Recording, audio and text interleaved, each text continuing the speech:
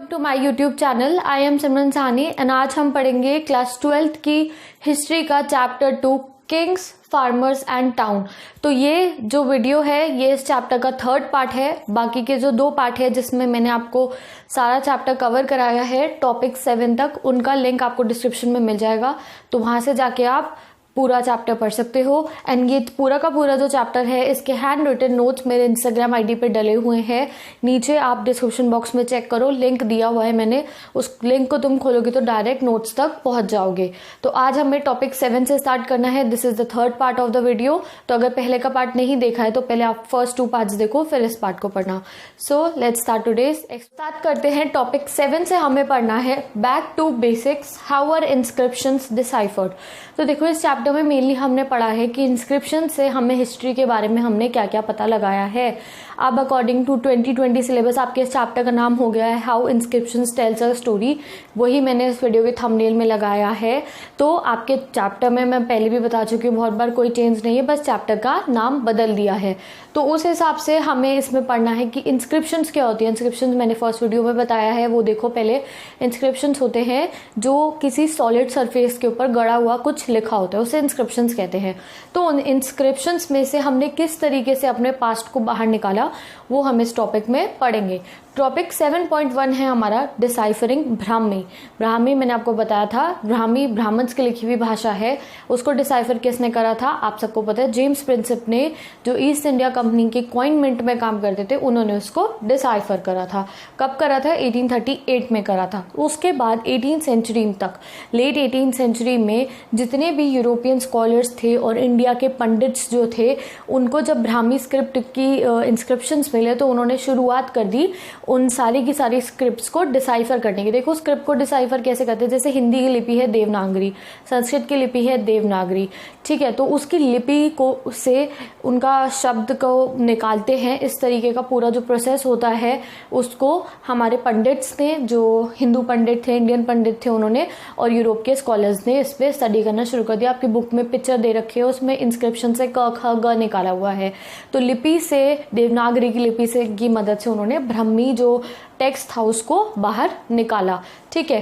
तो जो इनको लगता था, जैसे ये आपके 1 मार्क क्वेश्चन में आ सकता है कि जो पंडित वगैरह थे और जो स्कॉलर्स थे, उन्हें लगता था कि जो इंस्क्रिप्शंस हैं मेनली वो संस्कृत में लिखे गए हैं, बट वो हमारी गलतफहमी थी।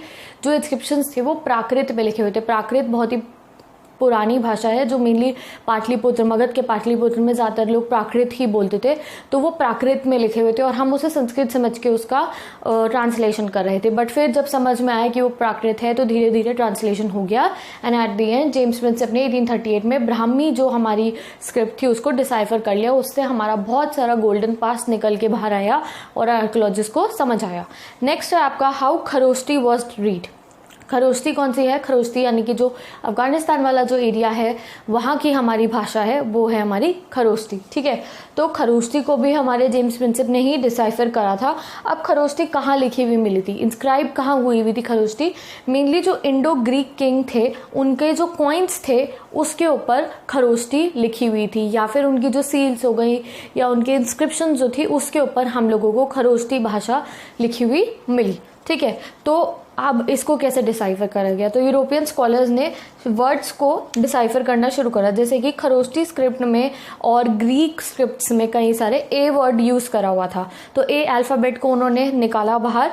कैसे पता लगाया उन्होंने? कुछ नेम्स थे, जैसे कि ये है अपोलोडटस, ठीक है। तो अपोलोडटस में भी ए यूज हो रहा था। एंड खरोष्टी की काफी सारे स्क्रिप्ट्स में, आपकी बुक में 2 फोटो दे रखे हैं, उसमें ABCD बनी हुई है स्क्रिप्ट इंस्क्रिप्शन की।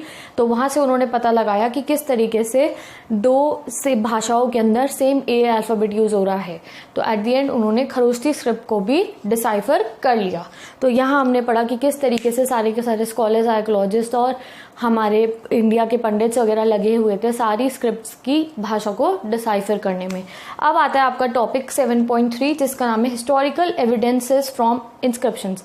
अब हमें जो ठोस सबूत मिले इंस्क्रिप्शंस से उनके बारे में हम जानेंगे। मेनली इंस्क्रिप्शन जिनके बारे में सबसे ज़्यादा चैप्टर में बताया गया है वो है अशोकन पिलर्स के बारे में। हमने अशोका के पिलर्स पे जितनी भी बातें इंस्क्राइब हुई है उससे बहुत कुछ पास निकल के आया। बाकी आपके बुक के स्टार्टिंग में ही फर्स्ट टॉपिक क्या था, प्रिंसिप एंड पियादसी। उसमें हमने पढ़ा पढ़ा कि पियादसी जो अशोका थे उनको मेनली हर एक टेक्स्ट में अशोका के नाम से नहीं बोला गया, रेफर किया गया, उसकी जगह क्या देव्याम्पिया और पियादसी लिखा हुआ था। देवाम्पिया मतलब बिलवड टू गॉड, यानी कि जो भगवान का प्यारा है, और पियादसी मतलब बिलवड टू बिहोल्ड, यानी कि जो जनता का प्रिय है, आप समझ लो जिसको हर कोई प्यार करता हो, बिलवड टू बिहोल्ड। ठीक है, तो ये जो अब यहाँ मैंने लिख दिया है ये कि जो मेनली अशोका थे उनका नाम किसी भी स्क्रिप्ट में मेंशन नहीं था, जो भी इंस्क्रिप्शन थी उसमें अशोका नहीं लिखा हुआ था, उसमें पियादसी और देवयानपिय लिखा हुआ था। और अब आप सोचो हम जो ये हमारे आर्कियोलॉजिस्ट होते हैं ये कैसे पता लगाते हैं स्क्रिप्ट के अंदर क्या लिखा है, तो वो उसके कंटेंट को पे ध्यान देते हैं, वो जो राइटिंग का स्टाइल होता है उसे देखते हैं, अगर वो दो स्क्रिप्ट्स में सेम है या फिर वो किसी और स्क्रिप्ट से मैच कर रहा है, लैंग्वेज को निकालने की कोशिश करते हैं, पैलेलियोग्राफी करते हैं और एपिग्राफिक सब मिलकर हमारी जो भाषा होती है उसको डिसाइफर करते हैं। नेक्स्ट चीज़ जो है बहुत ज़्यादा ध्यान रखनी होती है कि जो इंस्क्रिप्शन है वो कहाँ से मिला है, या तो वो किस मेटल, या तो अगर वो किसी मेटल पे गुदा हुआ है, जैसे कि तामपत्र पे हमारे लैंड ग्रांट्स लिखे जाते थे। लैंड ग्रांट क्या थे मैंने आपको बताया था, रजिस्ट्री टाइप, आप मान लो कि दान में जब लैंड दिया जाता था तो उसे तामपत्र पे लिख दिया जाता था। या फिर कहीं होती थी जैसे कि द्वार पे लिख दिया, जैसे कि एम्पायर है, एम्पायर का जो द्वार हो गया, एंट्री का जो जगह हो गई, गेट पे स्टोन पे कुछ लिखा हुआ है, वो क्या हो गया, एक मैसेज लिखा हुआ है कि बाहर से अगर कोई भी आउटसाइडर आएगा तो वो उसको पढ़ सके। तो ये सब तरीके होते हैं पता लगाने की कि वो जो इंस्क्रिप्शन है किस यूज़ के लिए, या तो कम्युनिकेशन के लिए।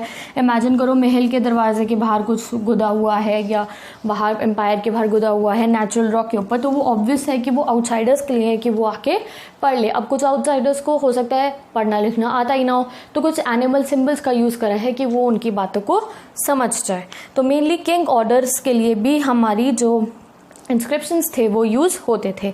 अब हमारी बुक में कंट्रोवर्शियल सा इशू दे रखा है कि अशोका की इंस्क्रिप्शन जो है कलिंगा के अंदर नहीं मिले, कलिंगा के उस पार्ट में नहीं मिले जहाँ पे अशोका ने कब्जा करा था। आपको पता है अशोका की कलिंगा की फाइट हुई थी, उसमें बहुत लोग मारे गए थे, फिर अशोका फाइट वाले सीन पे गए थे, फिर उन्होंने देखा वहाँ पे बहुत लोग मरे वरे हुए थे, तो उन्हें अंदर से बहुत बुरा लगा कि उन्होंने जंग क्यों करी और पश्चाताप वगैरह की फीलिंग उनमें आई।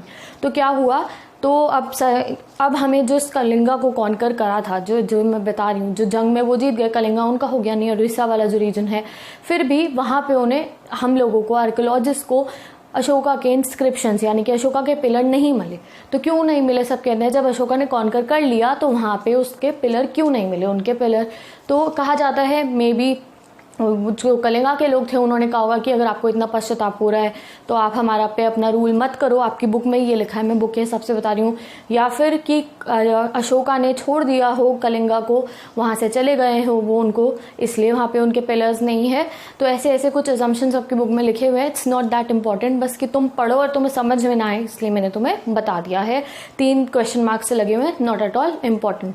ठीक है, तो विद दिस हमारा टॉपिक 7 कंप्लीट हो गया। अब हम लास्ट टॉपिक पे आ गए, लिमिटेशंस ऑफ इंस्क्रिप्शन। तो टॉपिक 8 है लिमिटेशन ऑफ इंस्क्रिप्शनल एविडेंस। इसमें हम पढ़ेंगे कि इंस्क्रिप्शंस जो है ये नहीं है कि वो हमें पूरा 100% सच बता देती हैं। मे बी बहुत सारी बातें ऐसी हैं जो इंस्क्रिप्शन से हमें गलत पता चली हों या अधूरी पता चली हों, तो अधूरा सच भी हो सकता है, गलत भी हो सकता है। तो हम इंस्क्रिप्शंस के ऊपर फुल ऑन रिलाई नहीं कर सकते, बट हमारे पास कोई और चारा भी नहीं है, इसलिए हम उन्हीं से अपने पास को निकालते हैं।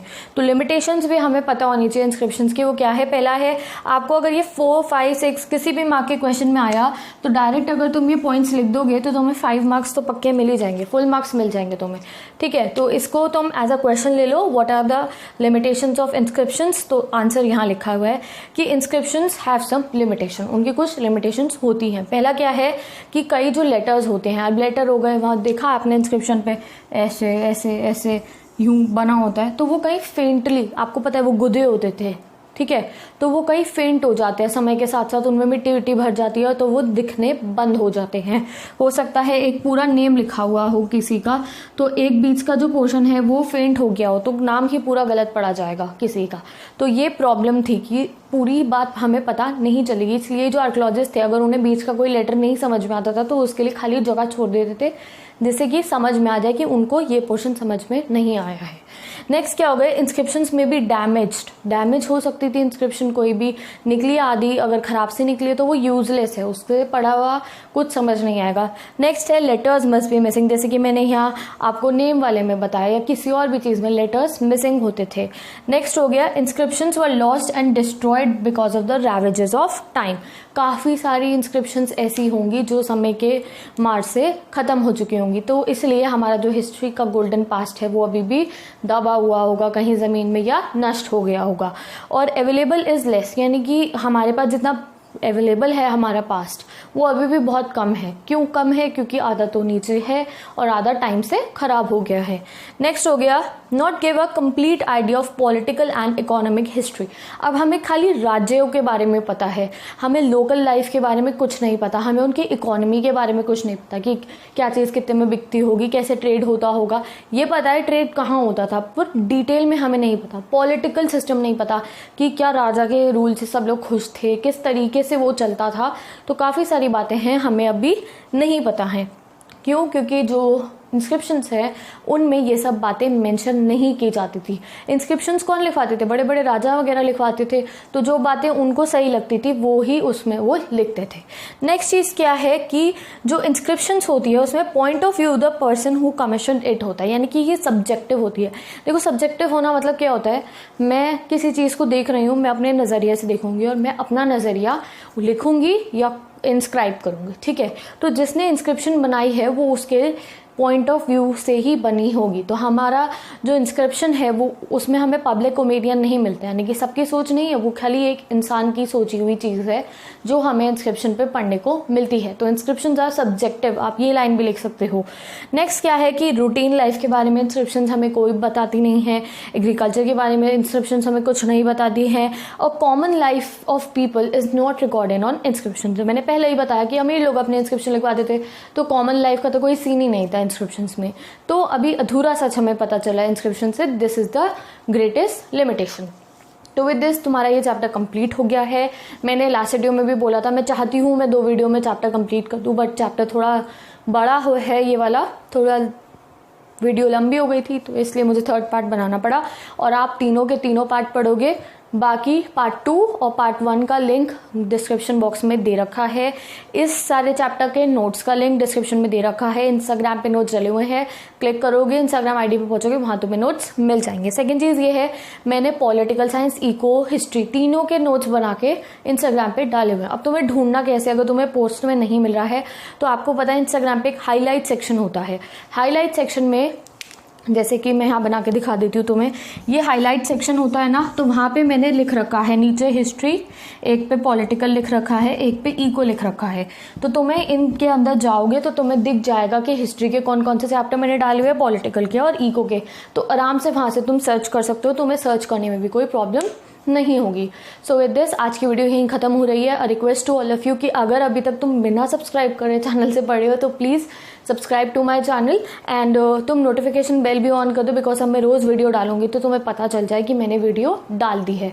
Last thing and first thing कि वीडियो शेयर तो तुम्हें करनी ही है अपने सारे फ्रेंड्स के साथ, क्लासमेट्स के साथ, आपको सारी की सारी वीडियोस शेयर करनी है। It is a humble request. So video share कर देना, सब्सक्राइब नहीं करा तो सब्सक्राइब कर दो, और कमेंट करके बता देना वीडियो कैसी लग रही है। और अगर कोई भी क्वेरी हो तो मुझसे पूछ सकते हो कमेंट सेक्शन में या फिर इंस्टाग्राम पे DM करके। So with this we have completed today's video. और 2